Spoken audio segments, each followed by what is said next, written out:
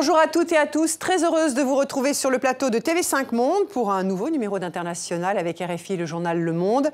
Géographiquement, c'est le plus grand pays de la planète. Après avoir pesé sur la marche du monde, puis s'en être écartée, la Russie est indéniablement de retour sur la scène internationale. Elle se veut aujourd'hui l'arbitre des crises, notamment Proche-Orient, mais elle est accusée aussi de s'immiscer via Internet dans les affaires intérieures de pays comme les États-Unis.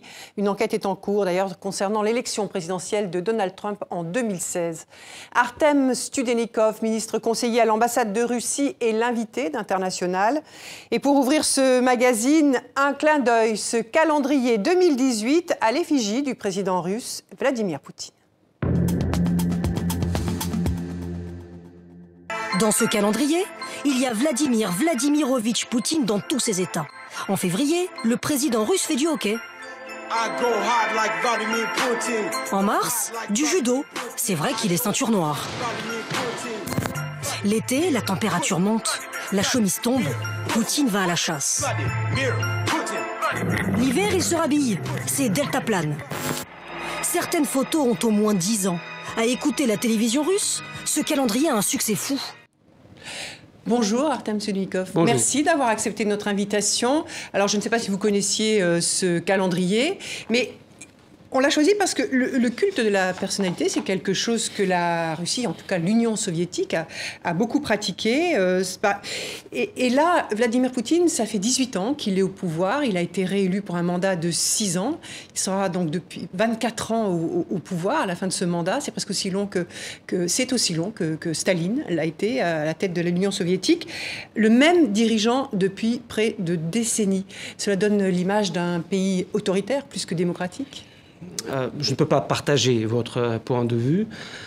C'est un constat, c'est pas un point de vue. Non, c'est un point de vue quand même, parce que n'oubliez pas qu'il y avait une pause entre deux mandats présidentiels.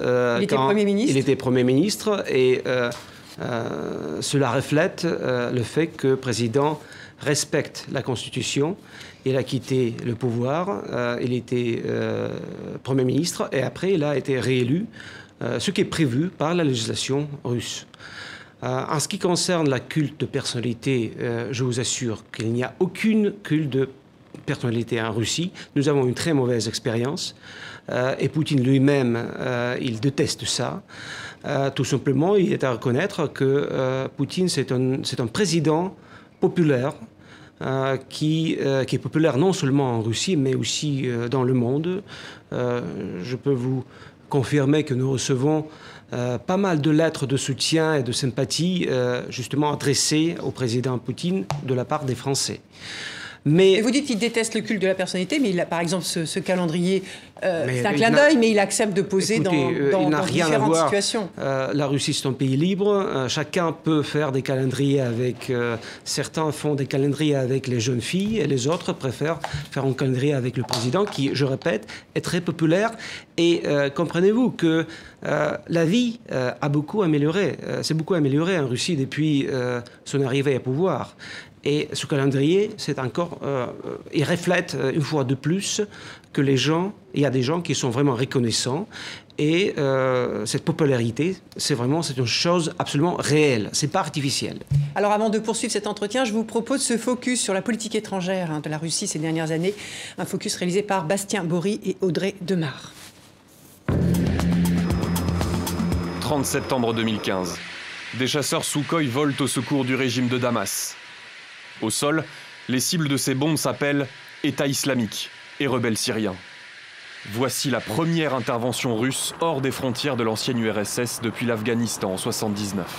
Moscou veut imposer en Syrie la Pax Poutina en maintenant au pouvoir son allié Bachar al-Assad.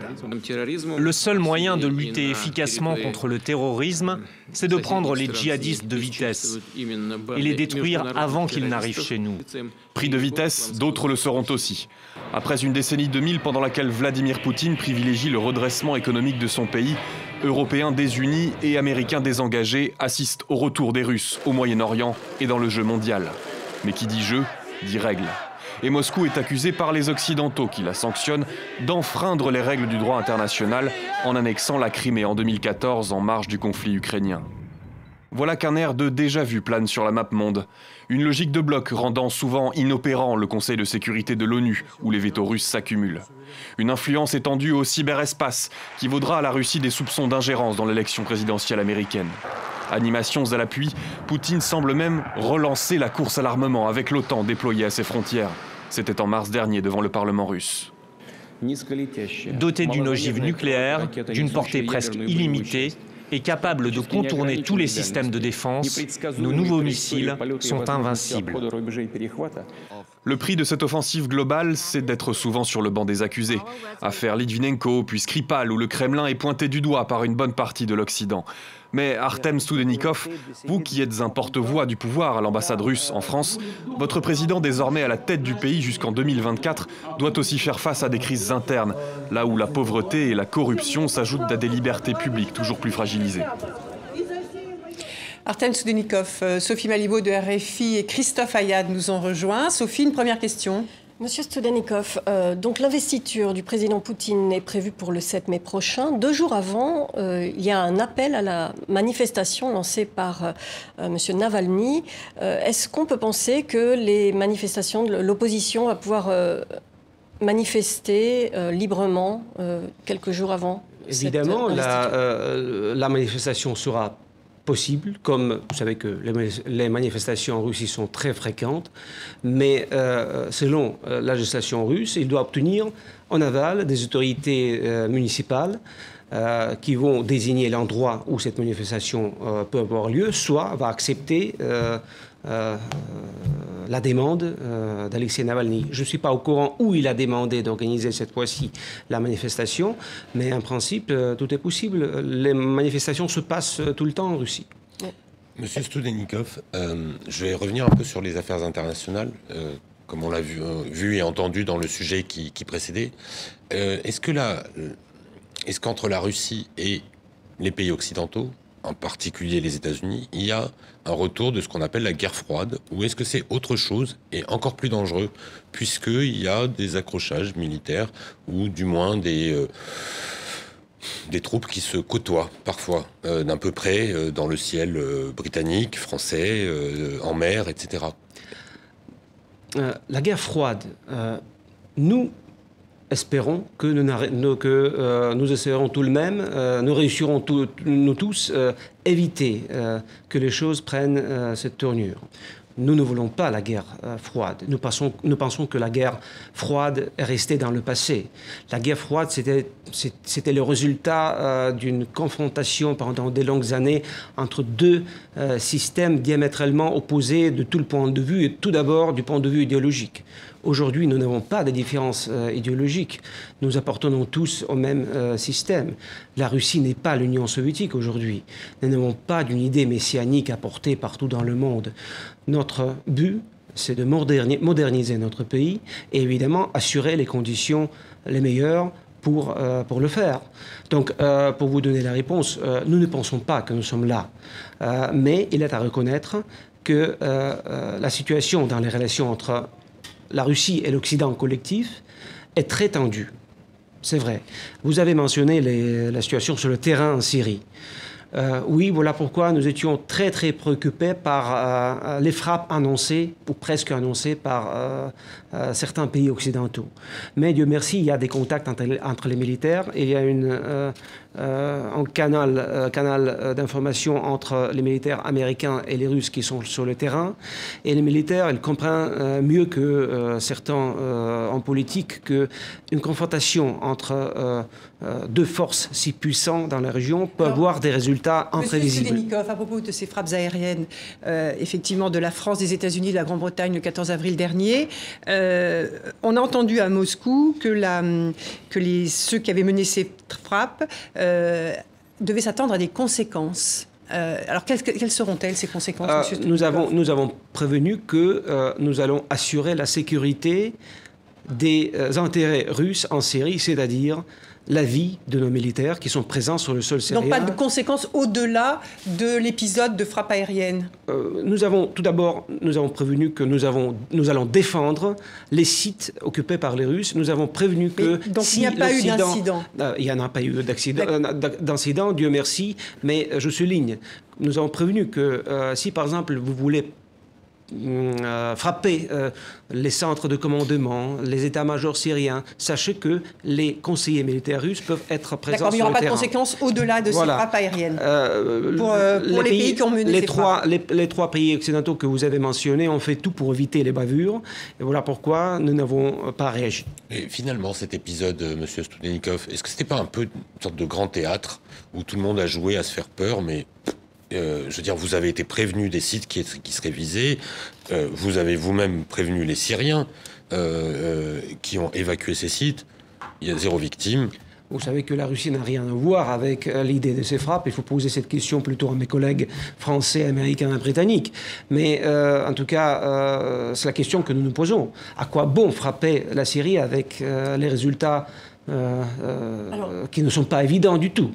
Monsieur Studenikov, est-ce que ça veut dire qu'à partir de maintenant, les Russes, qui sont quand même encore très présents aux côtés de Bachar al-Assad en Syrie, peuvent garantir le fait qu'il n'y aura plus jamais d'attaque chimique en Syrie? Nous insistons sur le fait qu'il n'y a pas eu d'une attaque chimique à Douma, dans la Ghouta orientale. C'est notre position ferme et très officielle. Je vous rappelle que hier ou avant-hier, notre délégation permanente auprès de l'Organisation pour l'interdiction des armes chimiques a organisé un briefing à La Haye.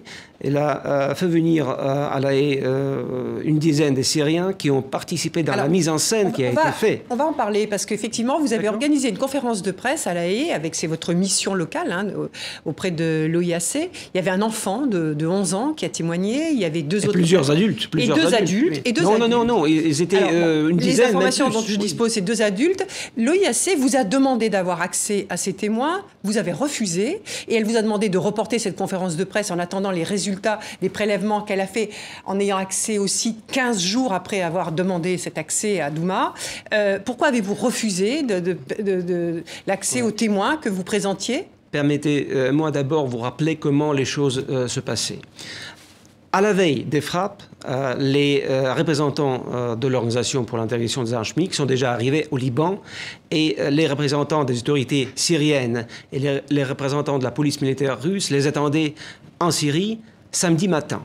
Et vous savez que dans la nuit du vendredi à samedi, les 3 pays occidentaux ont effectué les frappes. Voilà pourquoi le début des travaux de ces observateurs a été reporté. Une semaine après les frappes. Sachez aussi que la Russie et même la Syrie n'étaient pas seules parties qui devraient décider comment et quand il faut commencer ces travaux. C'est le département de sécurité de l'ONU qui a été impliqué dans cette affaire. C'est lui qui devrait donner le feu vert. Et la situation de sécurité dans la Douma n'était pas propice au début des travaux. Oui, c'est ce que vous avez dit. Quand on a assuré la sécurité, les observateurs sont venus. Mais pourquoi ces témoins que vous avez présentés, qui racontent une mise en scène, soi-disant, de cette attaque chimique, pourquoi n'avez-vous pas permis aux enquêteurs de l'OIAC d'avoir accès à eux? Tout simplement, je ne peux pas vous confirmer cette information que quelqu'un, lui, ne leur pas permis de rencontrer ces gens-là. Je n'ai pas de cette information, je ne peux pas commenter ça. Mais je sais que les observateurs, les experts de l'organisation se trouvent sur le terrain et je pense qu'ils auront la possibilité de rencontrer les éventuels blessés, les gens qui étaient sur le terrain, les témoins. Ils sont là, ils travaillent et on attend les résultats de leur mission. On peut questionner tout de même le degré de liberté des gens qui sont amenés à s'exprimer dans ces circonstances. Vous parlez des Syriens? Des témoins que vous avez mis en avant, qui sont montrés à la presse, à l'international. Dont un enfant de 11 ans, je rappelle. Ils sont venus tout simplement, absolument librement. Leur état de santé, vous voyez qu'ils sont en pleine forme. Donc, en tout cas, eux, ils n'étaient pas... sur le site. En tout cas, ceux-là, mais... Oui, mais pourquoi nous avons fait amener ces gens à La Haye? Parce que tous ces gens figuraient dans les cadres, sur les cadres présentés par l'organisation Les Casques Blancs. Et tous ces gens, leurs images, le traitement qu'ils ont subi pendant cet incident, tout le monde a vu ces cadres-là. Et nous avons fait venir les mêmes personnes à La Haye pour démontrer que, mais vous n'avez pas permis aux experts enseignes internationaux d'avoir accès à ces témoins. Monsieur Studenikov, il y avait un mécanisme qui s'appelait le JIM, qui impliquait l'ONU et l'OIAC pour pouvoir vérifier sur le terrain en Syrie la véracité des attaques chimiques et leur origine. La Russie a décidé au Conseil de sécurité de stopper le financement de cet organisme qui, depuis, n'existe plus. Pourquoi? Ma deuxième question, la France est en train de présenter un texte au Conseil de sécurité pour remettre en place un mécanisme de vérification de l'utilisation des armes chimiques sur le terrain en Syrie. Est-ce que vous serez favorable à ce nouveau texte, ce nouveau projet de résolution à l'ONU? Je commence par votre deuxième question. C'est comme ça qu'on travaille au Conseil de sécurité. Un pays présente son projet. Après, les experts travaillent. Je pense que nous allons proposer nos amendements. On va essayer de corriger le texte si il ne nous convient pas. Si les partenaires français... Il vous convient ou pas, l'état actuel? Je ne peux pas vous dire, il faut étudier ce projet. Mais en tout cas, au moment où les demandes russes sont satisfaites, les propositions russes sont acceptées, nous pouvons toujours arriver à adopter une résolution. Et on a adopté plusieurs résolutions ensemble. Alors pourquoi avoir supprimé le premier? Pourquoi on a supprimé? Parce qu'on n'était pas satisfait par la qualité et les méthodes de travail de cet organisme. C'est-à-dire son travail, selon notre point de vue, était politisé. Ce travail n'était pas transparent et nous avons essayé de modifier le statut et modifier le fonctionnement de ce mécanisme, et on a proposé notre propre projet de la résolution qui n'a pas été accepté par nos partenaires occidentaux. Dans cette situation, on était obligé d'apposer notre veto sur le prolongement des travaux de ce mécanisme. Monsieur Studenikov, pour finir avec la Syrie, Bachar el-Assad, c'est votre allié. Est-ce qu'il ne pose pas des problèmes parfois? Vous voulez négocier avec des gens, il dit « moi je ne négocie avec personne ». Il faut un processus de paix, il dit « il n'y a pas de processus de paix, je suis le président de la Syrie, il faut reprendre toute la Syrie ».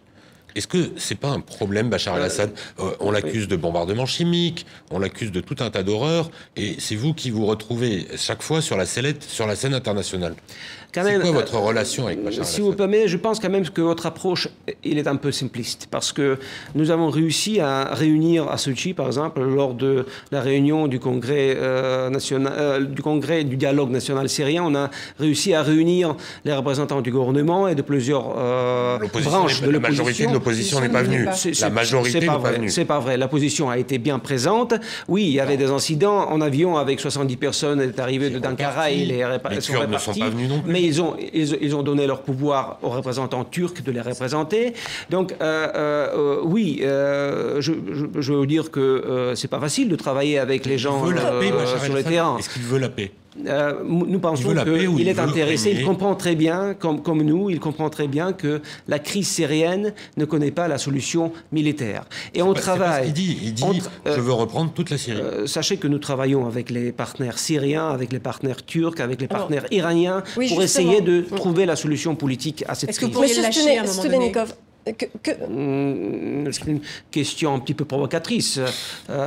Écoutez, nous respectons nos engagements. Si vous n'arrivez pas à des solutions diplomatiques. Je peux vous dire une autre chose. Nous sommes venus en Syrie non pas pour sauver Bachar el-Assad ou sa famille. Nous sommes venus en Syrie en 2015 pour sauver l'État syrien qui était déjà au bout du souffle sous la pression des djihadistes de toutes sortes, sous la pression surtout de l'État islamique qui contrôlait déjà une grande partie du territoire syrien. Voilà, c'était le but de notre opération militaire, sauver l'État syrien comme dernier rempart devant cette menace djihadiste. Donc, nous avons dit tout de suite que c'est aux Syriens de décider, de prendre la décision sur le destin de Bachar el-Assad. Mais les discussions en ce moment se déroulent entre Turcs, Iraniens et Russes sur le destin politique de ce pays. Or, par exemple, la Turquie a salué les frappes occidentales dernièrement. Cela reflète que la situation est très complexe et chaque pays, chaque acteur important sur ce terrain-là a son propre vision, a ses propres intérêts et ça complique encore plus la tâche commune. Mais il n'est pas question de revenir dans des discussions sous l'égide de l'ONU? Écoutez, notre processus que nous avons entamé à Astana doit épauler, en principe notre but c'est d'épauler Staffan de Mistura.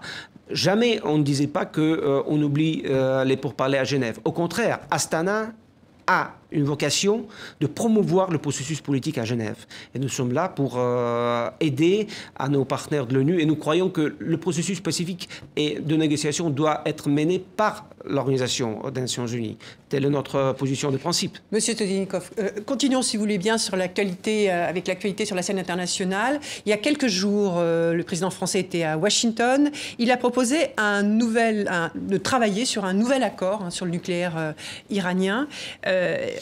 Cette proposition a reçu une fin de non-recevoir de votre pays.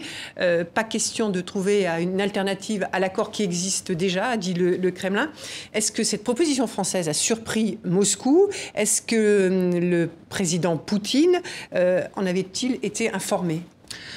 Il était de la notoriété publique que la Troïka occidentale a des consultations avec les États-Unis compte tenu les réticences des Américains par rapport à ce Joint Comprehensive Plan of Action, cet accord sur le nucléaire iranien. On savait que nos partenaires se parlent et on disait toujours que nous ne sentons pas liés par tous les accords qui seront éventuellement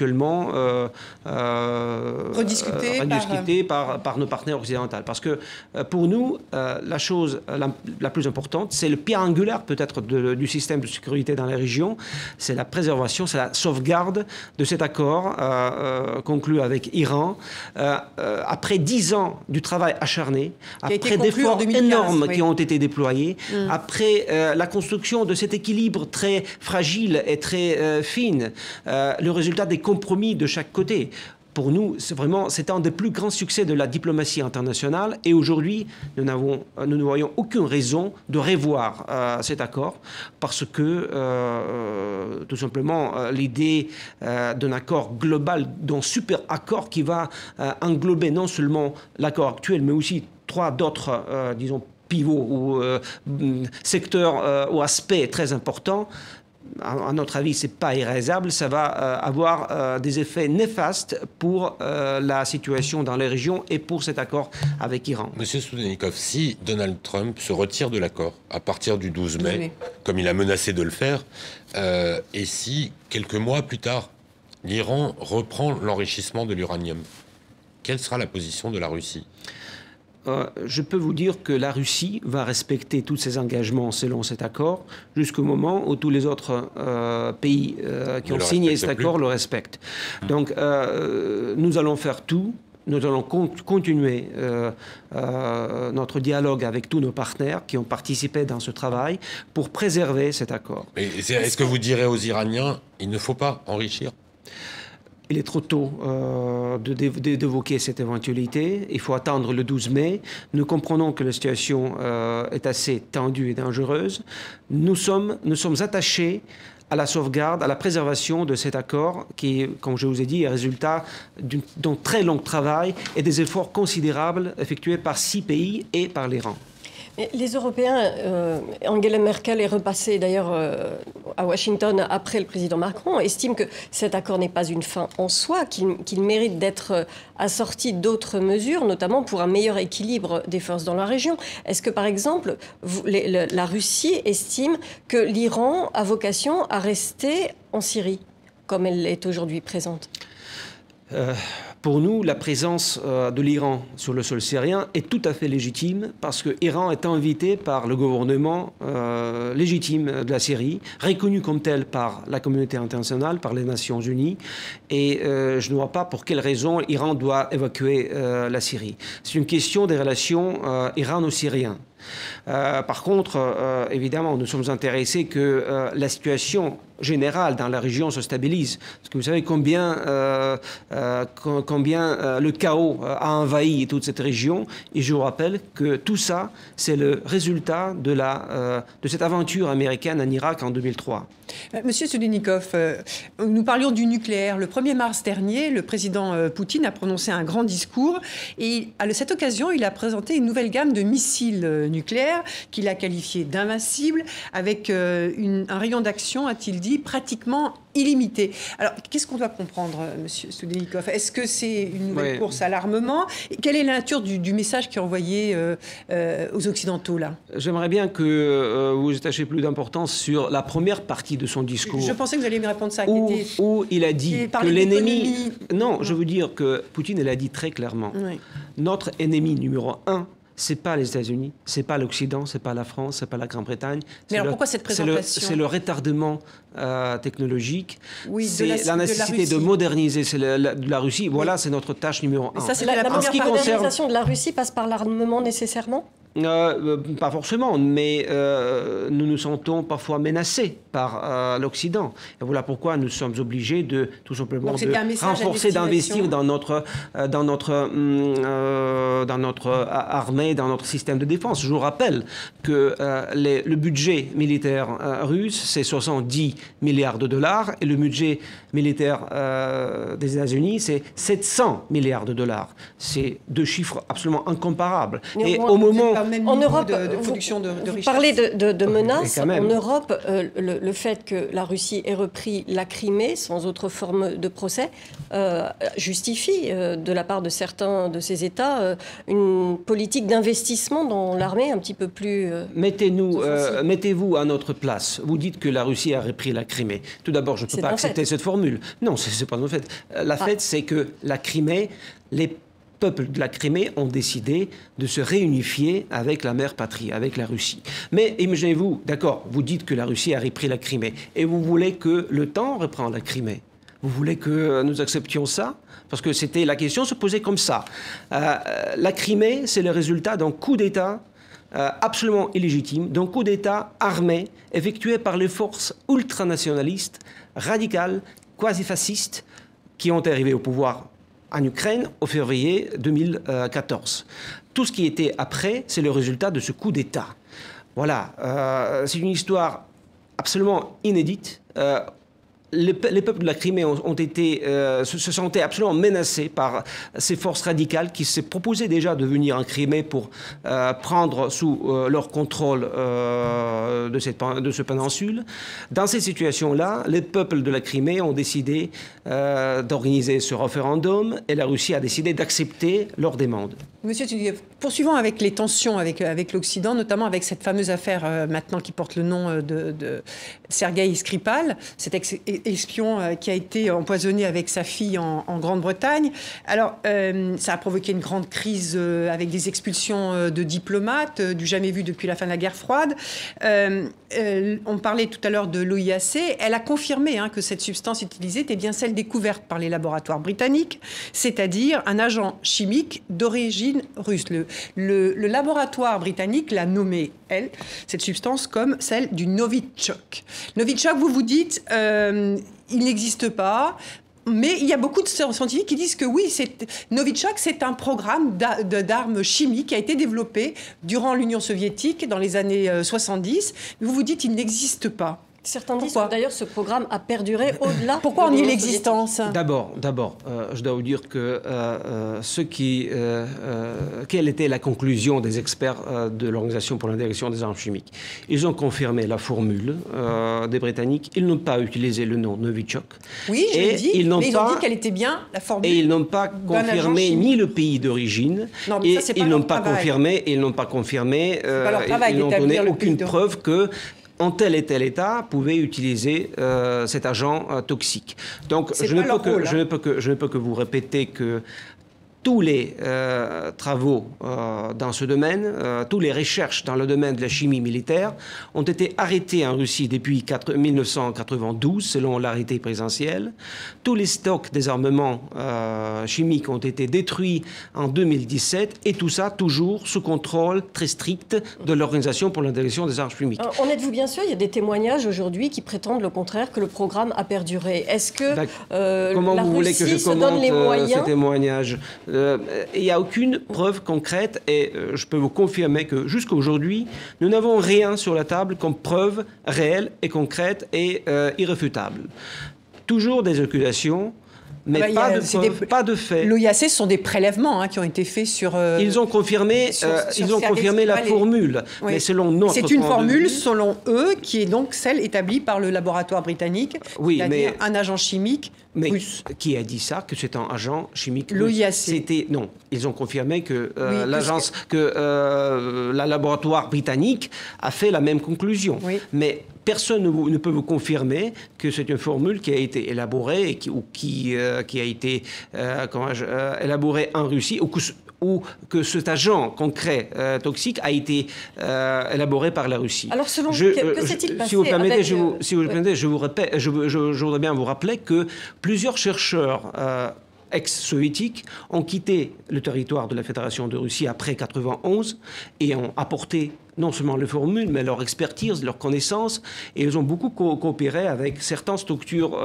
occidentales quand ils se sont installés à l'Occident. Voilà pourquoi aujourd'hui, même s'il y avait des programmes chimiques en Union soviétique, mais aujourd'hui, cette formule qui a été d'ailleurs publiée même dans l'Internet, cette formule était accessible aux plusieurs acteurs internationaux, aux plusieurs Comment pays. Vous interprétez alors que les pays occidentaux, nombreux pays européens, 14, aient décidé de sanctionner la Russie? Nous avons exprimé notre protestation. Comment vous le comprenez, M. Soulenikov? Écoutez, c'est comme ça que ces pays comprennent la solidarité transatlantique. C'était la décision dictée par cette solidarité. Vous êtes surpris par cette solidarité, le fait que les autres Européens, finalement, se soient mis sur écoutez, pourquoi nous devons être surpris? Nous avons déjà vu la réaction solidaire des pays occidentaux après la réunification de la Crimée avec la Russie. Donc ce n'était pas une surprise pour nous. Mais quand même, je vous rappelle que seuls 14 pays, si je ne me trompe pas, seuls 14 pays membres de l'Union européenne ont décidé d'expulser les diplomates russes. Les autres membres de l'Union européenne n'ont pas pris cette décision, la même décision. Plus de la moitié. Si vous voulez, on va continuer peut-être. Le président français Emmanuel Macron doit se rendre à Saint-Pétersbourg le 24 et 25 mai dans le cadre du Forum économique. C'est d'ailleurs l'invité d'honneur. Mais depuis cette invitation, il y a eu les frappes aériennes sur la Syrie, il y a cette affaire Skripal, ses conséquences. La France a expulsé 4 diplomates. Et puis il y a ces divergences sur le dossier nucléaire iranien. Est-ce que le réchauffement qu'on a vu des relations franco-russes, notamment avec la visite de Vladimir Poutine à Versailles en mai 2017, est-ce que ce réchauffement se refroidit, si je peux permettre la formule? Écoutez, il est à reconnaître que tout ce qui se passe actuellement dans le monde ne nous facilite pas la tâche de tourner la page et d'améliorer de façon spectaculaire les relations franco-russes, qui étaient d'ailleurs toujours très constructives, pragmatiques et correctes. Le fait que cette visite en Russie est toujours maintenue dans l'agenda du président français, c'est un fait qui dit lui-même que les dirigeants français veulent toujours dialoguer avec la Russie, et la Russie est toujours prête à maintenir ce dialogue. La visite, on attend le président français en Russie. C'est une visite qui peut donner un essor supplémentaire pour le développement de nos relations, même si les divergences réchauffer ce qui s'est refroidi depuis. Évidemment. Il y a un dossier sur lequel la France a été très active, enfin elle l'est encore d'ailleurs, c'est la guerre en Ukraine, avec ce qu'on a appelé le processus de Minsk. Qui a été signé par la France, enfin par la Russie, l'Ukraine, paraphé plutôt, paraphé, voilà, et en présence de la France et de l'Allemagne. Et en présence de la Russie, parce que la Russie n'est pas un pays signataire. Tout à fait, c'est entre le gouvernement de Kiev et les séparatistes. Bon, Emmanuel Macron, en arrivant au pouvoir, il a dit, si Minsk ne marche pas, il faudra trouver autre chose. Là, ça fait 1 an, rien ne se passe. C'est toujours la stagnation, une sorte d'état de ni guerre ni paix, enfin plutôt guerre que paix, etc. Est-ce qu'il faut faire autre chose, passer à autre chose que Minsk? Ça n'a pas marché, il faut un nouveau processus. La Russie n'a pas d'autre proposition.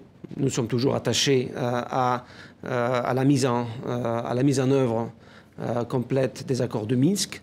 Le problème, c'est que, selon notre position très ferme, la balle se trouve sur le champ des Ukrainiens, chez les Ukrainiens, parce que Kiev officiel, pour l'instant, n'est pas capable ou ne veut pas réaliser les dispositions politiques des accords de Minsk. L'Ukraine, l'État ukrainien veut prendre sous son contrôle la frontière entre la Russie et l'Ukraine, dans les régions de Donetsk et de Lugansk.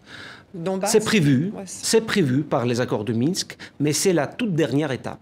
Avant, il faut passer d'autres choses, il faut réaliser d'autres choses, il faut adopter une loi sur, disons, sur l'autonomie de ces deux régions, il faut adopter la loi sur l'amnistie, il faut organiser les élections locales. Donc il faut respecter l'ordre du jour, la feuille de route dessinée par les accords de Minsk. En fin de compte, l'Ukraine va prendre sous son contrôle la frontière avec la Russie. Monsieur Studenikov, on a un peu l'impression, Emmanuel Macron étant un pro-européen convaincu, on a un peu l'impression que ce qui coince en fait entre la France et la Russie aujourd'hui, c'est cette volonté de la France de remettre l'Europe sur le droit chemin et vraiment de ressouder les Européens. On sait que Vladimir Poutine a reçu les candidats les plus eurosceptiques. Il y a une sorte de volonté de... Est-ce que c'est pas un calcul dangereux de la part de Moscou de ne pas souhaiter une Europe forte à ses portes? Je peux vous dire que nous souhaitons l'Europe forte, unifiée, mais indépendant dans ses actions. Aujourd'hui, nous avons...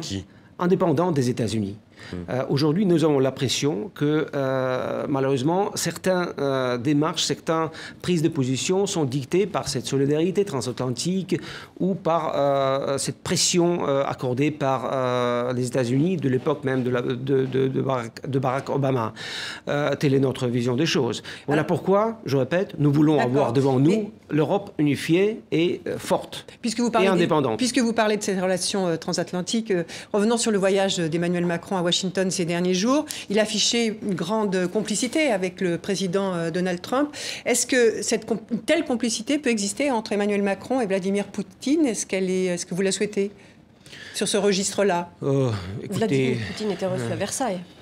Non, mais est-ce que, avec la complicité, l'amitié affichée entre Donald Trump... L'amitié affichée, mais écoutez, tous les gens sont différents. À ma connaissance, président Poutine est un peu plus réservé, tout simplement comme une personnalité. Moins tactile. Il a une autre façon d'avoir un autre comportement dans la vie. Mais quel regard vous avez porté ? On ne peut pas les comparer. On peut pas les comparer. Non, je ne peux pas commenter ça. Vous ne pouvez pas commenter ça. En tout cas, je peux vous rassurer que c'est l'accueil tout à fait hospitalier et chaleureux qui attend le président Macron en Russie. Et qu'en est-il d'une éventuelle rencontre, au bout du compte, entre Vladimir Poutine et Donald Trump ? Donald Trump a mentionné l'éventualité d'une telle rencontre, mais pour l'instant, nous n'avons pas reçu des propositions concrètes. Donc, écoutez, vous saurez un jour si on arrive à trouver un créneau dans leur agenda et un endroit pour organiser cette rencontre. Un jour, vous verrez ça. Puisqu'on parle des États-Unis, aux États-Unis en ce moment, il y a plusieurs enquêtes en cours sur une éventuelle collusion entre votre pays et l'équipe de campagne de Donald Trump en 2016. Alors, pour avoir mené des campagnes de propagande contre Hillary Clinton, alors notamment via Internet, à ce jour, il y a 20 inculpations par le procureur spécial en charge de l'enquête. Il y a les 4 anciens conseillers de Donald Trump, mais il y a aussi 13 citoyens russes et 3 entreprises domiciliées en Russie. Votre réaction, vous, à ces inculpations? 13 citoyens russes. Et qu'est-ce qu'il y a avec eux? Ils sont accusés? Ils sont inculpés. Et 3 entreprises domiciliées en Russie. Alors, j'aimerais avoir votre réaction à ces inculpations, celles de vos ressortissants et de ces entreprises. Écoutez, je ne connais pas ce dossier. Je sais que... Vous ne suivez pas l'enquête en cours? Écoutez, une enquête interminable qui dure déjà des mois et des mois. Ce que je peux vous confirmer, c'est que nous n'avons reçu aucune demande officielle de la part de nos partenaires américains. Une demande qui concerne cette... ingérence qui a eu qui a fait couler tant d'encre. On n'a reçu rien du tout. Nous n'avons aucune demande officielle, aucune preuve, aucun fait. Donc, c'est une affaire purement américaine ou américaine. Et, Monsieur Studenikov, est-ce que vous êtes déçu par Donald Trump? Il est arrivé... Il disait énormément de choses positives sur le président Poutine, sur la Russie, sur une volonté d'avoir une relation personnelle forte. Et puis finalement, c'est l'homme qui prend des sanctions beaucoup plus dures que celle qu'a prise Barack Obama, alors que Barack Obama, vous ne l'aimez pas beaucoup déjà. Finalement, Trump, il est plus dur sur la Russie que Obama. Ou alors, est-ce que c'est une question de la superstructure, du système? Non, est-ce qu'il y a l'otage? Nous comprenons très bien que le système politique américain est tel que le président, parfois, il est tout simplement coincé, il ne peut pas agir comme il veut, il y a un congrès, c'est un système américain. Mais je peux vous dire qu'on était prêt de travailler avec n'importe quel candidat américain qui gagne des élections. On avait certains espoirs après l'arrivée au pouvoir de Trump. Nous restons toujours ouverts au dialogue et aux échanges. On constate en même temps que jamais les relations russo-américaines n'étaient pas si mauvaises depuis l'effondrement de l'Union soviétique. C'est une chose absolument déplorable. Nous sommes évidemment déçus parce que nous avons trop de choses à faire ensemble, comme avec tous les partenaires occidentaux et pas uniquement occidentaux. Nous sommes pour cette coopération élargie. Nous avons trop de défis communs, nous avons trop de menaces. Il faut travailler ensemble au lieu de inventer des choses absolument artificielles, irrationnelles. Donc nous sommes un peu déçus, mais nous sommes patients. Quand vous voyez que Donald Trump a nommé comme secrétaire d'État Mike Pompeo, l'ancien chef de la CIA, qui lui-même avait des déclarations extrêmement de très grande fermeté par rapport à Moscou, qu'est-ce que vous en pensez ? D'abord qu'il commence son travail, qu'il reste quelque temps au département d'État, parce que nous voyons que ces fonctionnaires d'État américains se changent trop souvent. On va attendre. Il vient d'être nommé, n'est-ce pas, il y a quelques jours. Donc laissez-lui quelques temps pour voir, parce qu'il y a un autre personnage... Il est venu devant les ministres de l'OTAN, il n'y a pas eu de déclaration à l'emporte-pièce contre Moscou. On va voir. Par contre, c'est lui et son organisation qui a sorti un rapport sur la cyberguerre, qui selon lui a été lancée depuis une décennie par la Russie contre les États-Unis. Qu'est-ce que vous en dites ? Nous avons déjà... commenté plusieurs fois toutes ces allégations sur l'ingérence des hackers russes. Décidément, paraît-il que ces hackers peuvent nommer et destituer des présidents. Non, pour nous, c'est de la foutaise. Nous n'avons rien à voir avec ça. Nous sommes prêts à coopérer dans le domaine de la sécurité informatique. Il y a plusieurs formats, il y a plusieurs mécanismes. Nous avons proposé à nos partenaires américains d'organiser des consultations spécifiques consacrées à ce problème. Pas de réponse pour l'instant. Alors, si vous voulez bien, poursuivons. Il y a quelques mois, en décembre dernier, la version française de la chaîne de télévision Russia Today a été lancée. Elle a été qualifiée avec l'agence de presse Sputnik d'organe d'influence par Emmanuel Macron lors de sa conférence de presse avec Vladimir Poutine à Versailles, notamment pour le rôle qu'elle aurait joué pendant la campagne présidentielle française. Comment vous réagissez, vous, à ce qualificatif du président français ?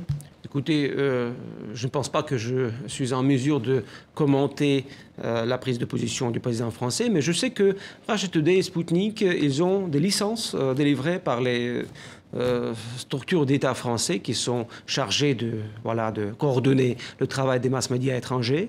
À ma connaissance, ces deux mass-médias respectent les règles qui existent en France. Russia Today fait l'objet d'une procédure d'enquête en Grande-Bretagne. En Grande-Bretagne, peut-être, pas en France. Mais la loi, par exemple, sur les fake news qu'a annoncé le gouvernement Macron et qui va passer au Parlement durant l'année 2018, elle est dirigée contre ces deux médias-là? Je ne sais pas, peut-être, mais je sais que les journalistes de ces deux mass-médias font leur travail. Le travail est très, à mon avis, de très haute qualité et très qualifié.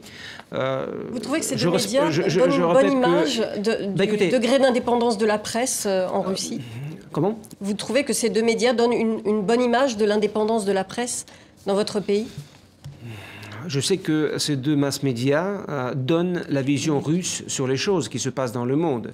Et je pense que nous avons le droit de présenter notre opinion, notre regard. La vision du pouvoir russe. La vision du pouvoir russe, mais écoutez, mais oui, c'est comme ça. Jamais la Russie n'avait pas des chaînes qui travaillent pour le monde extérieur. pour la première fois dans notre histoire, nous avons investi dans ce travail-là pour porter, la position de l'État russe, si vous voulez. Mais est-ce que c'est un crime? Alors, le temps passe très vite. Nous sommes à quelques minutes de la fin de cet entretien. On aurait aimé évoquer ce qui se passe à vos frontières, notamment avec l'Arménie, où il y a un grand tumulte ces derniers jours. Sous la pression populaire, le Premier ministre a démissionné. Moscou a dit que cela relevait des affaires intérieures arméniennes. Mais cette semaine, le vice-premier ministre arménien et le ministre des Affaires étrangères étaient à Moscou en consultation. Aujourd'hui, il est question d'une médiation russe, c'est ça?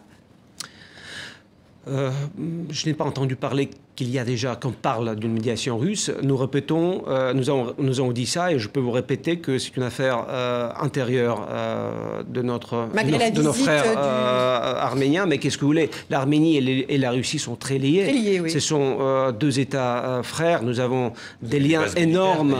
Nous avons une base militaire. Nous avons vraiment multiples accords bilatéraux.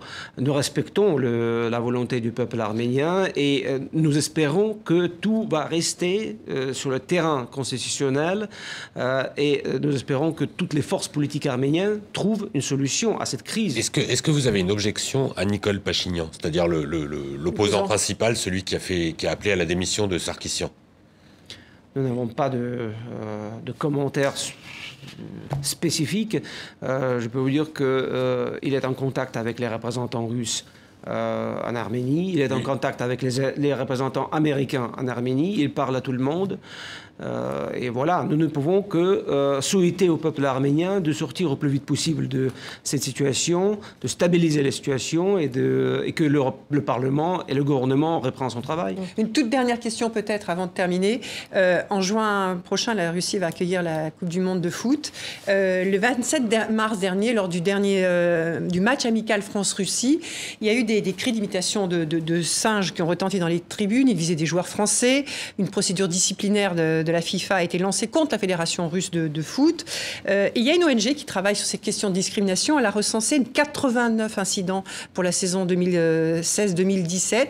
Est-ce que la Russie, les autorités russes vont prendre des mesures pour éviter que ces incidents se reproduisent, puisque vous êtes l'organisateur de la Coupe du Monde de foot? Nous allons faire tout notre possible pour Mais organiser... Comment, concrètement? Je pense... Bon, écoutez... Est-ce que vous allez interdire, par exemple, je pense que le ministère de l'Intérieur va effectuer un travail de sensibilisation avec les associations des supporters de football et je vous assure qu'on va assurer le niveau de sécurité maximal partout en Russie où les matchs seront organisés. La sécurité, c'est une chose, de discrimination, ces acteurs racistes. De ce point de vue aussi, je parle de la situation globale.